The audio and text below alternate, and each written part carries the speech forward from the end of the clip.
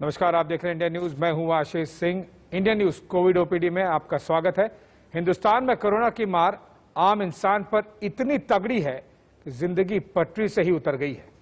हर तरफ लोग परेशान दिख रहे हैं। कोई अस्पताल के चक्कर काट रहा है तो कोई शमशान में जगह ढूंढ रहा है। किसी को अपनों के जाने का गम है तो कोई अपनों को बचाने की जद्दोजहद में उलझ रहे हैं। आलम यह है कि इंसान जिंदगी और मौत के बीच में जूझ रहा है। जिंदगी और मौत का फासला बेहद कम हो गया है, लेकिन ऐसे वक्त घबराने की जरूरत नहीं है। आप संयम से काम करें और घर पर ही रहें।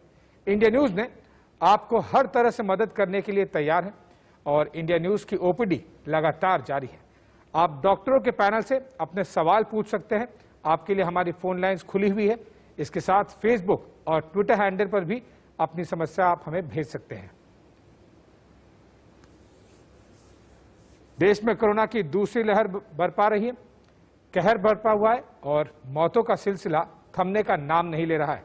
अब 4 तस्वीर हम आपको दिखा रहे हैं, जहां पहली तस्वीर महाराष्ट्र के बीड़ से, जहां ऑक्सीजन की कमी से एक शख्स की मौत हो गई।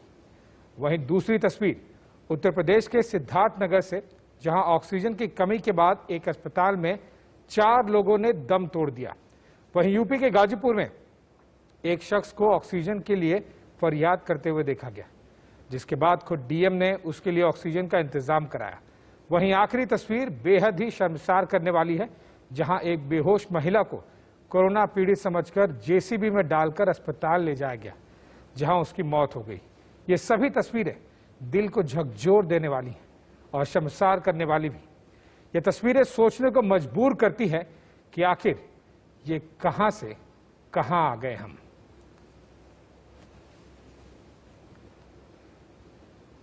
किस तरह से कई जगहों पर ऑक्सीजन की कमी की वजह से सांसें थम गई हैं और इन तस्वीर को देखकर जाहिर सी बात है कि ऐसा लग रहा है कि कई जगहों पर इंसानियत की भी मौत हो रही है। वहीं दूसरी जगह दिल्ली हाईकोर्ट ने केंद्र को कारण बताओ नोटिस भेजकर पूछा है कि क्यों आपके खिलाफ अवमानना की कोई कार्रवाई न की जाए। दिल्ली को 700 मैट्रिक टन ऑक्सीजन क्यों नहीं दी गई। सुप्रीम कोर्ट ने यह भी पूछा है कि सुप्रीम कोर्ट और हाई कोर्ट के आदेश क्यों नहीं माने गए हैं। और इसी तरह से दिल्ली हाई कोर्ट का केंद्र को भी नोटिस है। उन्होंने कहा है कि दिल्ली हाई कोर्ट ने कारण बताओ नोटिस भेजा है। हाई कोर्ट ने पूछा कि अवमानना की कार्रवाई क्यों न की जाए। दिल्ली को 700 मैट्रिक टन ऑक्सीजन क्यों नहीं दी गई। साथ ही सुप्रीम कोर्ट हाई कोर्ट के आदेश क्यों नहीं माने गए। सुप्रीम कोर्ट ने आपको बता दें कि 700 मैट्रिक टन ऑक्सीजन के लिए कहा था और ऐसा कहना है हाई कोर्ट का कि दिल्ली को उसके कोटे की ऑक्सीजन भी नहीं दे रहे हैं। केंद्र आंख पर पट्टी बांध सकता है, हम नहीं। आईआईटी आईआईएम को दे ऑक्सीजन वितरण का जिम्मा, अगर आपसे नहीं हो पा रहा है तो। इसी तरह से कोर्ट की तरफ से सरकार को काफी बड़ी फटकार लगेगी। वहीं आंध्र प्रदेश में कोरोना का नया स्ट्रेन सामने आने से हड़कंप मच गया है। आपको बता दें कि भारत में कोरोना के खतरनाक रूप में एक नया स्ट्रेन आया है और आंध्र प्रदेश में ये मिला है कोरोना का नया स्ट्रेन, जो कि 15 गुना ज्यादा खतरनाक है ये स्ट्रेन। और इस स्ट्रेन की खास बात यह है कि 3 से 4 दिन में ही ऑक्सीजन लेवल कम कर देता है। मरीज के फेफड़ों तक सांस पहुंचना कम हो जाती है और नए स्ट्रेन का नाम है N440K या AP स्ट्रेन। अच्छी इम्यूनिटी वालों पर भी इसका असर हो रहा है। आपको बता दें कि कर्नाटक, महाराष्ट्र, तेलंगाना और छत्तीसगढ़ में फैलने की आशंका है और देश में फैला वेरिएंट है B1.617। तो अभी फिलहाल देश दूसरी वेव से जूझ रहा है और इसी के बीच म्यूटेशन हो गया है और अब एक नया स्ट्रेन आ गया है जो कि B.1.617। ये भी काफी खतरनाक है और आपको बता दें कि भारत का B.1.617 अब तक 17 देशों में फैल गया है, ऐसा कहना है WHO का। B.1.617 वेरिएंट में बाहरी स्पाइक में 2 प्रकार के म्यूटेशंस मिले और स्पाइक प्रोटीन में डबल म्यूटेशन की वजह से वेरिएंट खतरनाक यूके का अत्यधिक है, जो कि संक्रामक है, और B.117 वेरिएंट भी भारत में मिला है। तो इसी तरह से कई वेरिएंट लगातार, यानी कि वायरस अपना रूप बदल रहा है। जाहिर सी बात है, एक वो आशंका जो कि साइंटिस्ट और वैज्ञानिक और डॉक्टर्स कई दिनों से पहले से बता रहे थे कि वैक्सीनेशन हो रहा है, लेकिन अगर वायरस म्यूटेट कर गया तो काफी दिक्कतों का सामना करना पड़ेगा। गुजरात की खबर बता दें आपको, गुजरात के 7 और शहरों में नाइट कर्फ्यू का ऐलान किया गया है। ये लेटेस्ट अपडेट आई है। गुजरात के कुल 36 शहरों में अब नाइट कर्फ्यू होगा। आपको और डिटेल में बता दें कि 6 मई से 12 मई तक नाइट कर्फ्यू का ऐलान किया गया है।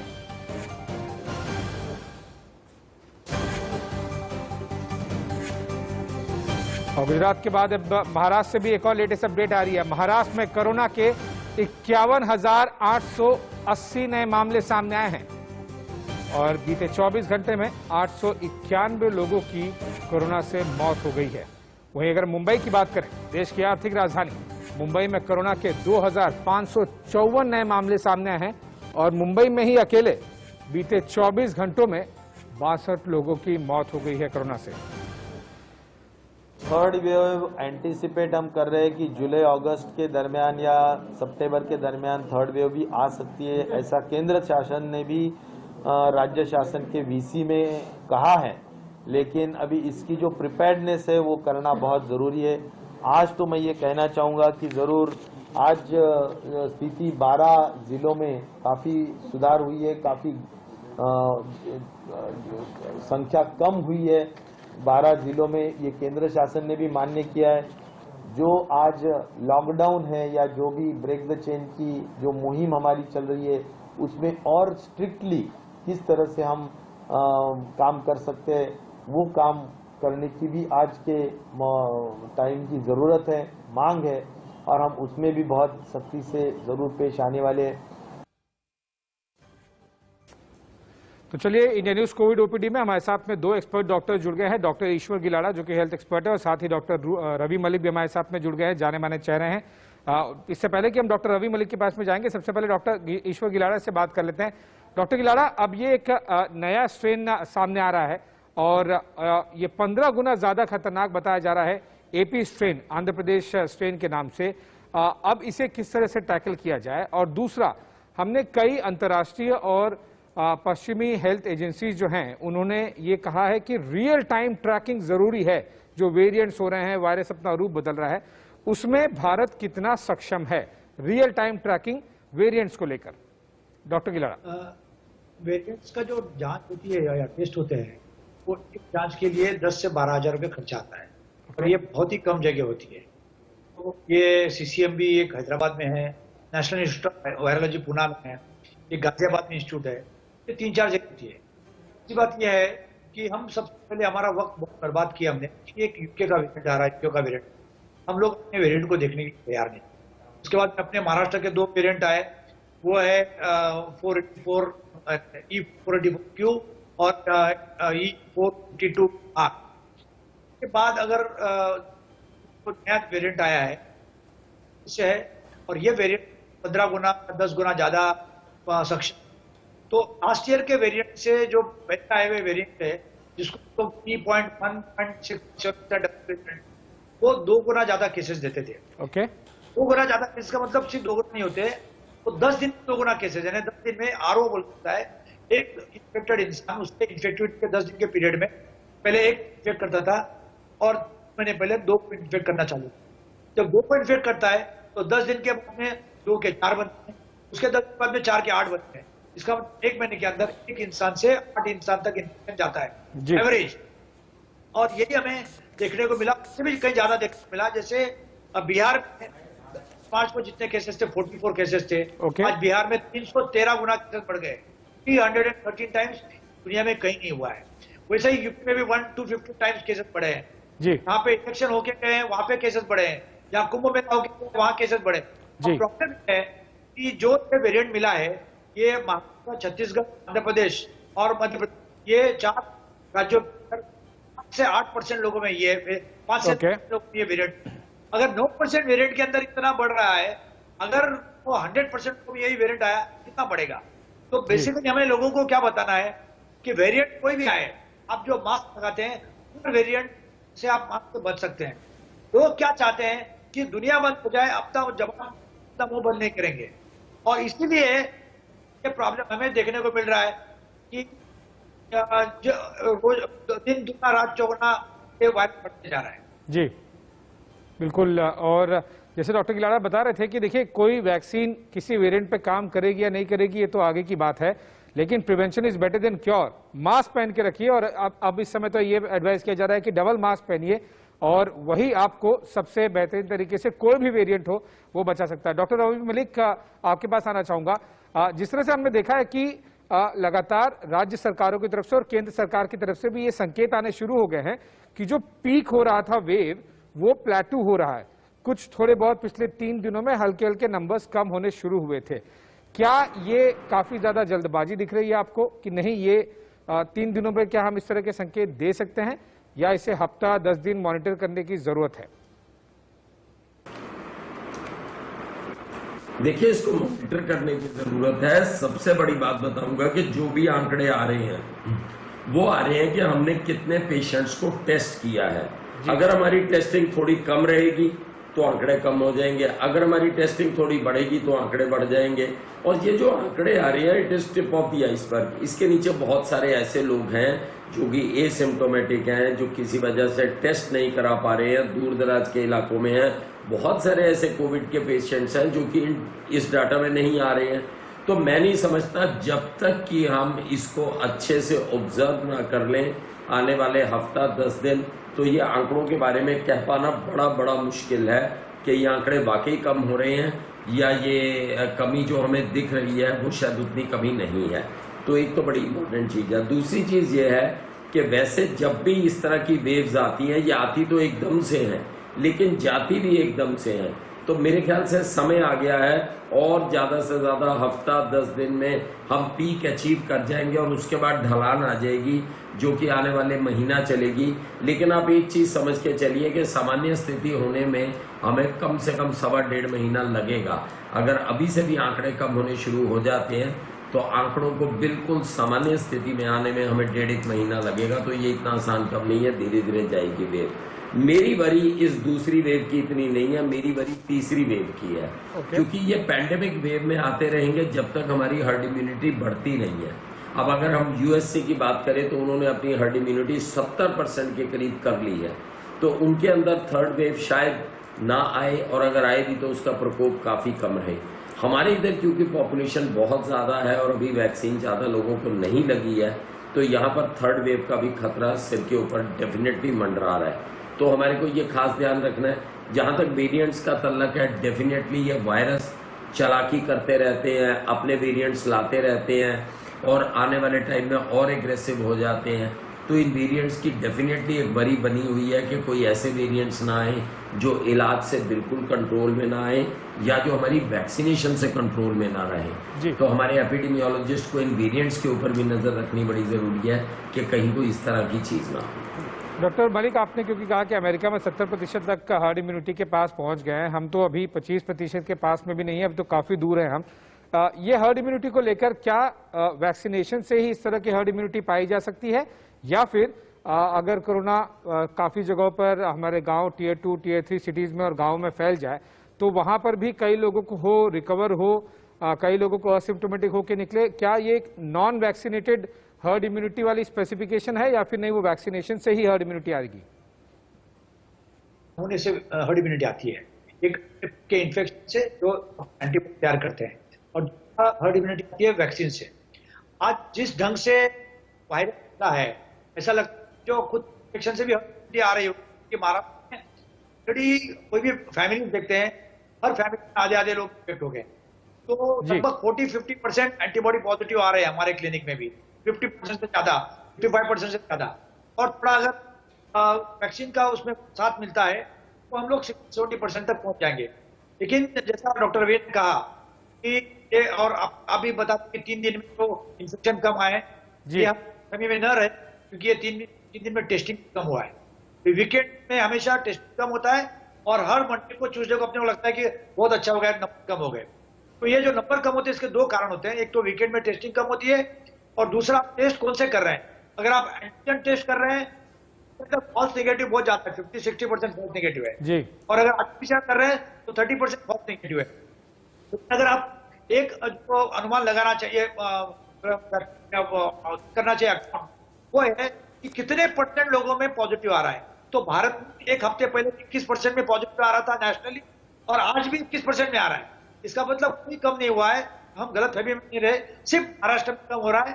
महाराष्ट्र में 59% थी, आज 24% पॉजिटिविटी है। तो जो पीक आ रहा है महाराष्ट्र में आ रहा है, बाकी जगह पीक आने को कम से कम महीना 2 महीना टाइम लगेगा, क्योंकि वो राज्य थोड़ा लेट चालू हुए हैं और अभी तक आसाम बाकी है, अपना वेस्ट बंगाल बाकी है, मध्य प्रदेश बाकी है, राजस्थान बाकी है, सब जगह आगे आंकड़ा जा रहा है जी। और आज के जो अपने हालात है, गोवा में 44% पॉजिटिव आ रहे हैं, राजस्थान 35% पॉजिटिव है, वेस्ट बंगाल में 32% पॉजिटिव है। जितने टेस्ट होते हैं 30% पॉजिटिव है।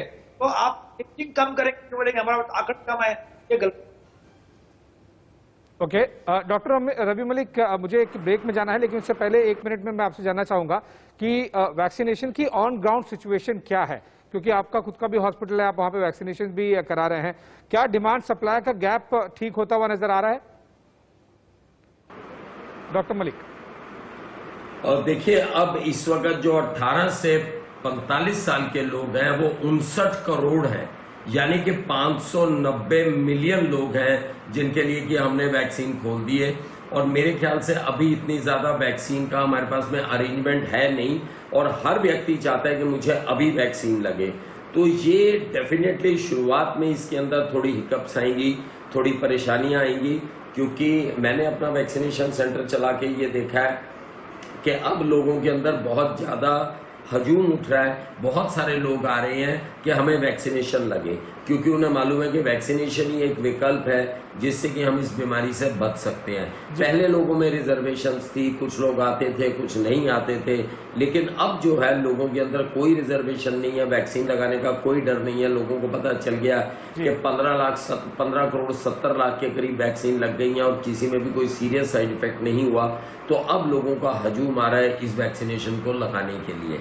अब क्योंकि लोग इतनी भारी मात्रा में हमारे पास आ रहे हैं वैक्सीन लगाने के लिए, तो ये एक बहुत इंपॉर्टेंट चीज बन जाती है कि हमारे पास उसकी तैयारी भी होनी चाहिए। फिलहाल सरकार ने ये भी एक निर्णय लिया है कि जो प्राइवेट सेटअप्स हैं उनको वैक्सीनेशन नहीं मुहैया कराई जाएगी, केवल गवर्नमेंट की जगह पर ही वैक्सीनेशन होंगी। तो इससे भी मुझे लगता है कि थोड़ा सा क्षति पहुंचेगी इस पूरी मुहिम को, क्योंकि एक ही जगह पर बहुत लोगों का जमावड़ा होना ठीक नहीं है। मैं सोचता हूं कि सरकार को छोटे छोटे क्लिनिक्स में भी सब में वैक्सीनेशन खोल देनी चाहिए, ताकि लोग जो हैं वो एक जगह जमावड़ा ना करके, एक जगह कुंभ का मेला ना करके, बाकी सब जगहों पे थोड़ा थोड़ा फैल के वैक्सीनेशन लगाए। लेकिन डेफिनेटली वैक्सीनेशन की शॉर्टेज आ सकती है और सरकार को और कंपनीज को भी साथ में लेना चाहिए। जी, बहुत इंपॉर्टेंट पॉइंट डॉक्टर मलिक क्या कह रहे थे। आप डॉक्टर गिलाड़ा और डॉक्टर मलिक का दोनों हमारे साथ में बने रहिए। एक छोटे से ब्रेक के लिए रुक रहे हैं, जल्द हाजिर होंगे और इंडिया न्यूज कोविड ओपीडी को आगे बढ़ाएंगे।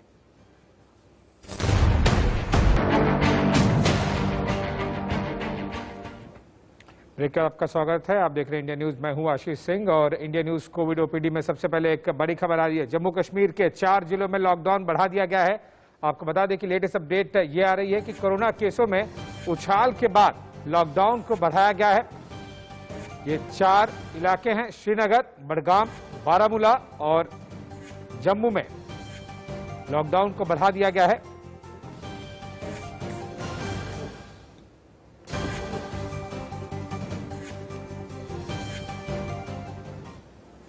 कोरोना से जुड़ी हुई एक और खबर आपको बता दें। एक तरफ देश में ऑक्सीजन की किल्लत है, तो वहीं दूसरी ओर दुनिया भर से ऑक्सीजन मंगाई जा रही है। कई देश भारत को लगातार मदद भेज रहे हैं। अमेरिका, रूस, ब्रिटेन से लेकर सऊदी अरब ने भारत को ऑक्सीजन और मेडिकल उपकरण भेजे हैं। इतना ही नहीं, ऑक्सीजन एक्सप्रेस भारतीय प्लांट्स ऑक्सीजन की लगातार सप्लाई कर रही है। ये अलग अलग तस्वीरें कि किस तरह से ब्रिटेन से ऑक्सीजन आई है और सऊदी अरब से मुंद्रा पोर्ट गुजरात में ऑक्सीजन की मदद पहुंचाई गई है। देश में ऑक्सीजन की सप्लाई बढ़ाने के साथ साथ नए ऑक्सीजन प्लांट भी लगाए जा रहे हैं, जिससे भर्ती मरीजों को तुरंत ऑक्सीजन मिल सके। अस्पताल प्रशासन इस वक्त जल्दी से जल्दी ऑक्सीजन प्लांट लगाने की कोशिश में है। हम आपको 3 जगहों की तस्वीरें दिखा रहे हैं जहां पर नए ऑक्सीजन प्लांट लगाए जा रहे हैं। करनाल हरियाणा, राजौरी जम्मू कश्मीर और दिल्ली में। ये 3 अलग अलग वो जगह है जहां पर सरकारें या फिर अस्पताल ऑक्सीजन प्लांट अस्पताल में ही लगा रहे हैं, ताकि जो हाहाकार मचा है ऑक्सीजन को लेकर, और जिस तरह से हमने देखा था कि पिछले हफ्ते कई बार SOS मैसेज हॉस्पिटल्स दे रहे थे ऑक्सीजन की कमी के चलते, वो ना हो। जिस वक्त देश में कोरोना से हाहाकार मचा है, अस्पतालों में बेड और ऑक्सीजन नदारद हैं, ऐसे वक्त में विदेशों ने मदद के लिए हाथ बढ़ाया है। आज अमेरिका, ब्रिटेन और कुवैत से भारत में मदद की नई खेप पहुंची है। इसमें ऑक्सीजन कॉन्सेंट्रेटर के साथ साथ ही जो दूसरी जरूरी दवाएं हैं उनकी खेप भी भारत पहुंची है। आप 3 तस्वीरें देख रहे हैं अमेरिका, ब्रिटेन और कुवैत से किस तरह से अलग अलग मेडिकल सप्लाईज, ऑक्सीजन कॉन्सेंट्रेटर्स और बाकी कोविड से लड़ने में जिन उपकरणों की या फिर जिन दवाइयों की जरूरत होती है वो पहुंच रहे हैं।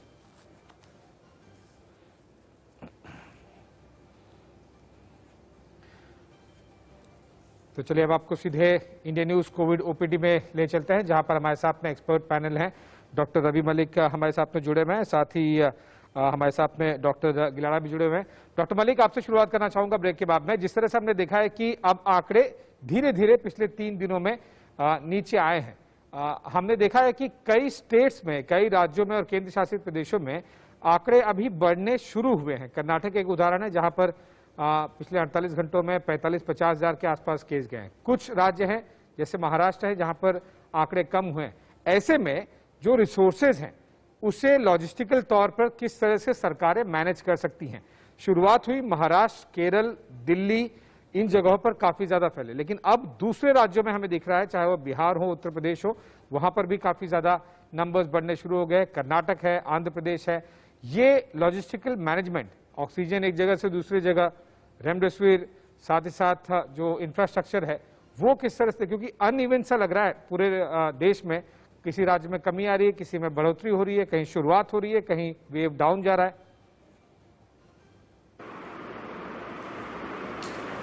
देखिए, पॉपुलेशन की माइग्रेशन होती रहती है, तो पॉपुलेशन की चूंकि माइग्रेशन होती है तो उसकी वजह से कोविड जो है वो एक स्टेट से दूसरी स्टेट में फैल भी सकता है। जहां पर लॉकडाउन होंगे वहां पर केसेस कम हो जाएंगे, जहां पर पॉपुलेशन का इन्फ्लक्स ज्यादा होगा कोविड का तो वहां पर बढ़ भी सकते हैं। तो ये एक ever changing, ever lasting type की सिचुएशन है, बड़ी डिफरेंट टाइप की पैंडेमिक की सिचुएशन है। लेकिन हाँ, ये बात मैं आपसे एग्री करता हूं कि जहां पर भी, जिस भी राज्य के अंदर कोविड का प्रकोप ज्यादा है, जहां पर की मृत्यु दर ज्यादा है, चाहे वो दिल्ली है, चाहे महाराष्ट्र है, वहां पर सुविधाएं पूरी उपलब्ध होनी चाहिए।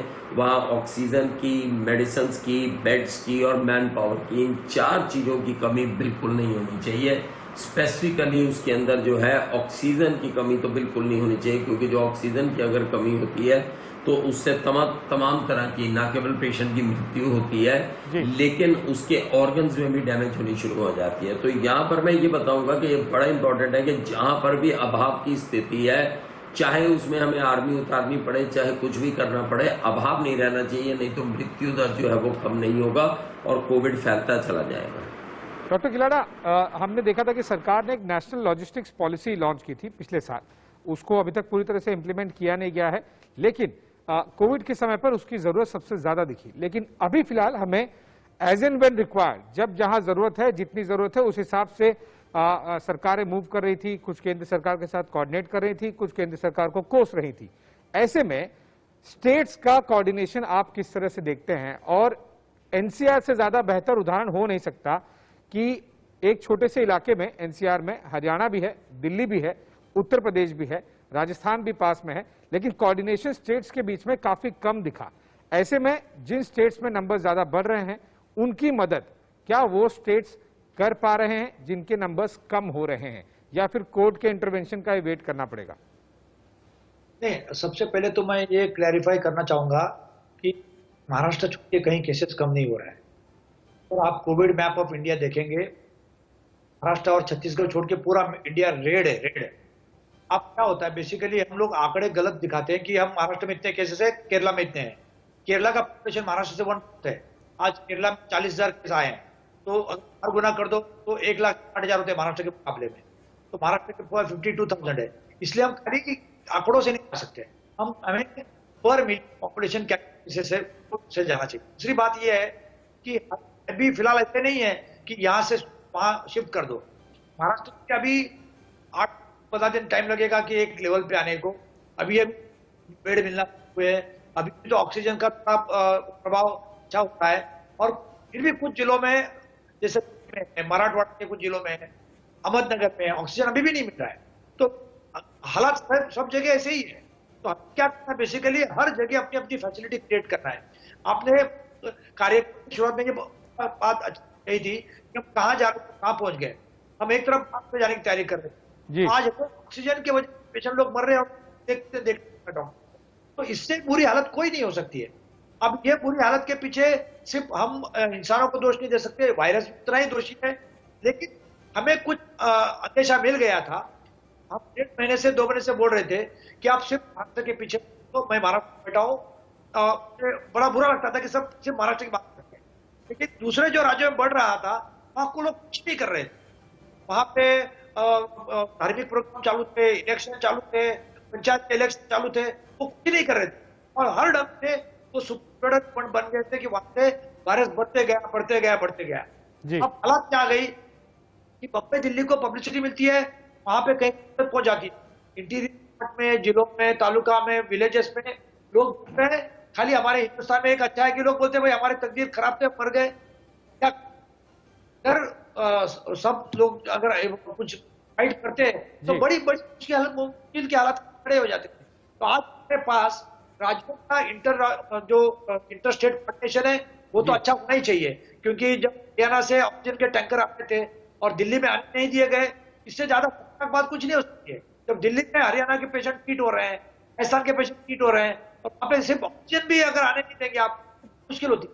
तो ये ऑक्सीजन और पानी, पीने का पानी, ऑक्सीजन, इसके ऊपर किसी का राजनीति है, इसका पॉलिटिक्स नहीं चाहिए, कास्ट, रेस, रिलीजन, पॉलिटिकल कोई बॉर्डर्स पर नहीं चाहिए।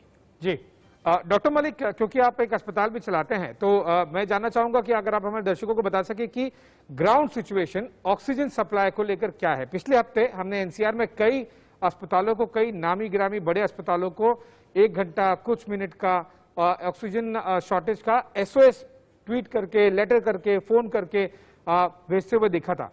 क्या वो स्थिति थोड़ी सी बेहतर हुई है आज एनसीआर के केस में?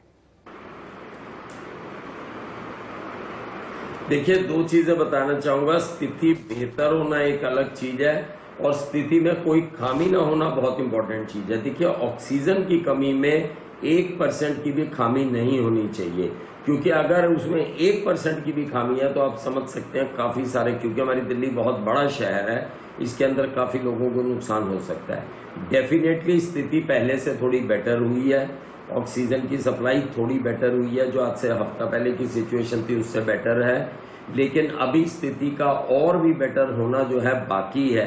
और मुझे लगता है जिस तरह से सरकारें जो हैं वो इस काम में जुटी हुई हैं, मुझे ये ज्ञात हुआ है कि काफ़ी टन ऑक्सीजन अभी जो है बाहर के राज्यों से भी आ जाई है, तो अभी ऑक्सीजन की स्थिति थोड़ी बेटर है। लेकिन अभी आने वाले समय में ऑब्जर्व करना बड़ा ज़रूरी है कि ये क्योंकि ऑक्सीजन की कंजम्पशन आने वाले टाइम में थोड़ी बढ़ेगी भी, अभी कम होने वाली नहीं है, ये बढ़ने वाली है।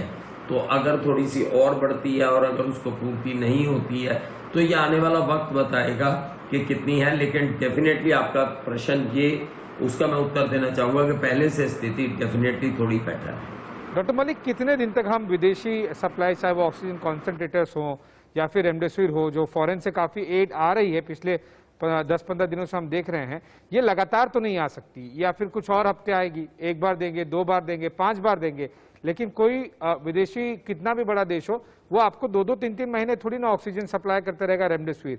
इसको लेकर सरकार और अस्पतालों के बीच में, चाहे वो सरकारी अस्पताल हो या फिर प्राइवेट अस्पताल हो, कि कैपेसिटीज को किस तरह से रैंप अप किया जाए, चाहे वो ऑक्सीजन प्लांट अस्पतालों में ही लगाने वाली बात हो या फिर रेमडेसिविर की जगह कुछ और ऑप्शंस की बात हो, ये आपको कोऑर्डिनेशन, सोल्यूशन ओरिएंटेड कोऑर्डिनेशन किस तरह से बढ़ता हुआ दिख रहा है? 2-3 चीजें बताना चाहूंगा।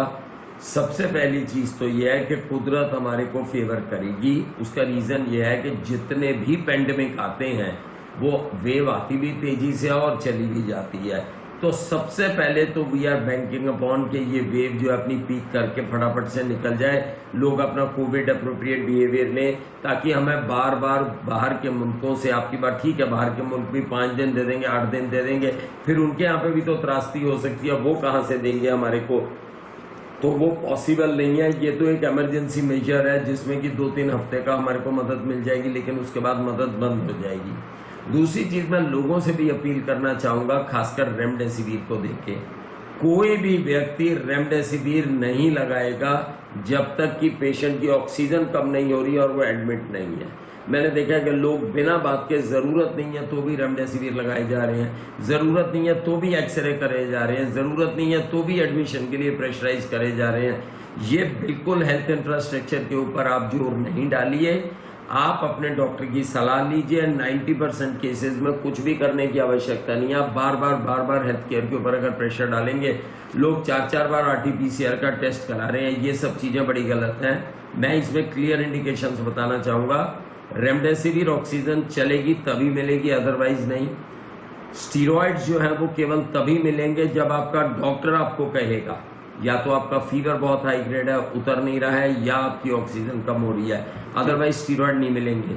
सीटी स्कैन पहले, दूसरे, तीसरे दिन करवाने का कोई फायदा नहीं है, और सीटी स्कैन भी केवल मॉडरेट केस में होगा, माइल्ड केस में बिल्कुल नहीं होगा। एक बार आपका टेस्ट रैपिड एंटीजन पॉजिटिव आ गया, बार बार टेस्ट मत कराइए। रैपिड एंटीजन पॉजिटिव का मतलब है आपको कोविड है, आपको बार बार RT-PCR कराने की जरूरत नहीं है। ये सारी चीजें अगर हम सावधानियां बरत लेते हैं तो हमारे हेल्थ केयर के ऊपर बहुत ज्यादा लोड नहीं आएगा। ये बहुत ही इंपॉर्टेंट बात कही डॉक्टर मलिक ने, और मैं सोशल मीडिया पर भी कई दिनों से देख रहा हूं कि सिस्टम फेलियर हुआ है, लेकिन लोग उस सिस्टम को थोड़ा और संभाल सकते हैं।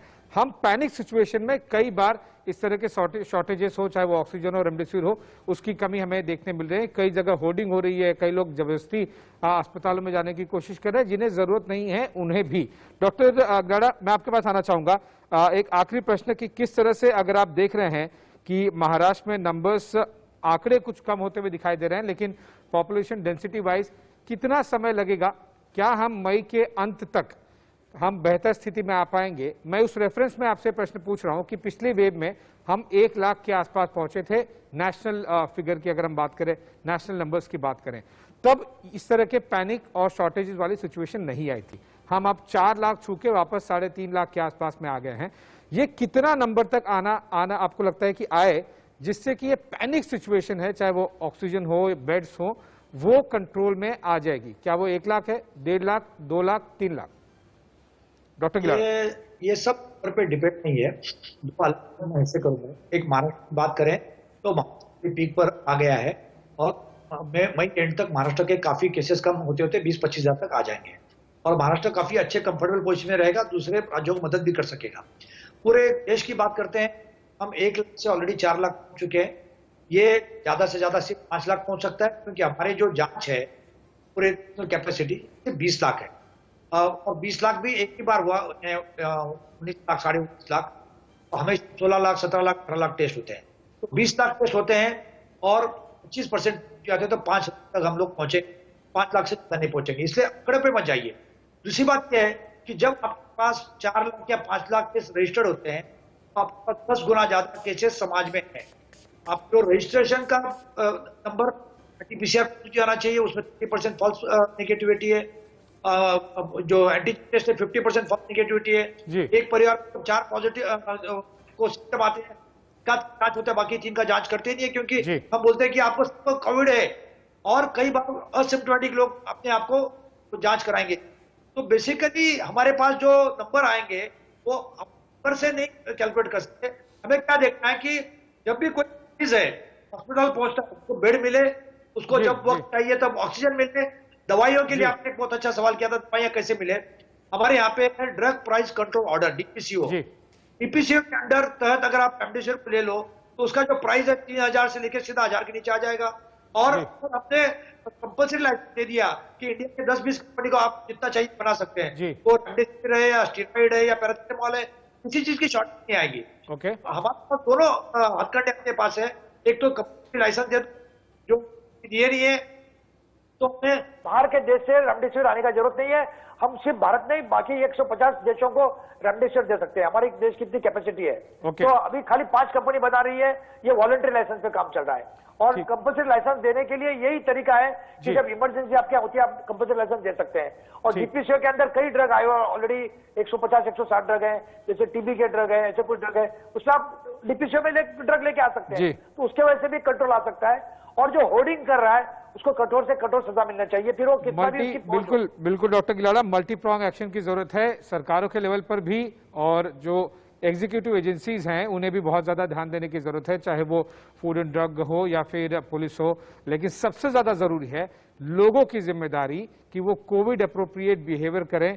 कितनी भी वेव आई, कोई भी वेरिएंट हो, अगर आप मास्क पहनेंगे और विशेष तौर पर अगर डबल आप मास्क पहनेंगे तो जाहिर सी बात है कोई भी वेरिएंट, कोई भी वेव आपको छूने में नाकामयाब होगी। डॉक्टर गिलाड़ा, डॉक्टर रवि मलिक, आप हमारे साथ जुड़े, इंडिया न्यूज कोविड ओपीडी में लोगों को जानकारी दी, बहुत बहुत शुक्रिया। और इसी के साथ ही हम एक बार फिर आपको यही संदेश देंगे कि घबराइए नहीं, पैनिक मत कीजिए, डॉक्टरों से सलाह लीजिए। पैनिक में जो रिसोर्सेज हैं वो और कम दिखते हैं और साथ ही साथ ग्राउंड लेवल पर हो जाते हैं। सबसे जरूरी है आप अपने आप को जरूरत नहीं हो तो घर से बाहर नहीं निकालें और मास्क पहनें। फिलहाल एक छोटे से ब्रेक के लिए रुक रहे हैं, जल्द हाजिर होंगे। आप बने रहिए इंडिया न्यूज के साथ।